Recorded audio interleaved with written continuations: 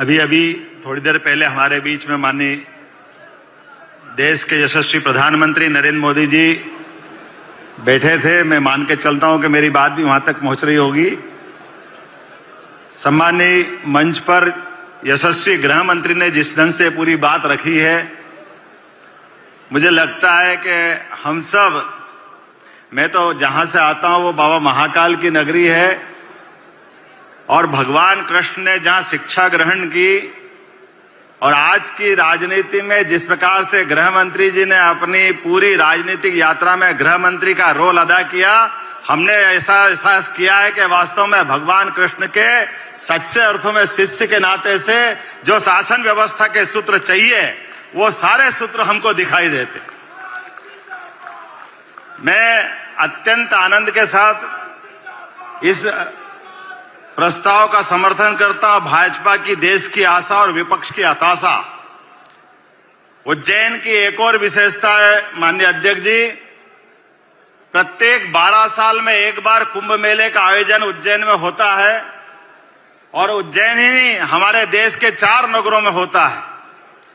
और वो चारों नगरों में ऐसा माना जाता कि देव दानव मिलकर के समुद्र मंथन करके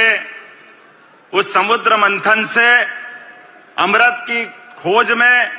अमृत की प्राप्ति लेते हैं और हम सब देखते हैं कि काल के प्रवाह में वो घटना हम सब केवल स्मरण करें। लेकिन आज के इस राजनीतिक दौर में भी 2 दल दिखाई देते हैं और 2 दल में से एक दल वो है जिनके बारे में माननीय यशस्वी गृह मंत्री जी ने विस्तार से बात कही है कि न केवल वो परिवारवाद की बात करते हैं, न केवल वो आतंकवाद से लेकर के सारे मामलों में जिस प्रकार की उनकी दृष्टि होती है। एक छोटा सा उदाहरण हमारे सामने आएगा कि केवल खेत में किसान हूं, परिवार में खेती है, तो जैसे खेत के अंदर एक पुतला खड़ा कर दो और उस पुतले के आधार पर पशु पक्षी भ्रम में रहते कि ये अब इस फसल को नुकसान नहीं करना है। ये जो पुतला खड़ा करके वो अपने किसान तो अपने उद्देश्य की प्राप्ति करता है कि वो फसल को बचाने का प्रयास करता है। दुर्भाग्य से ये घमंडिया गठबंधन ऐसा पुतला खड़ा करके वो अपनी दूसरे ढंग की दृष्टि रखते हैं और उसकी आड़ में जो वो उनको जो करना है वो गरीब की बात करेंगे, ओबीसी की बात करेंगे, आदिवासी की बात करेंगे, अल्पसंख्यक की बात करेंगे, लेकिन भला किसी का नहीं करेंगे। वो केवल भ्रम के आधार पर वो पुतला खड़ा करने का काम करते हैं।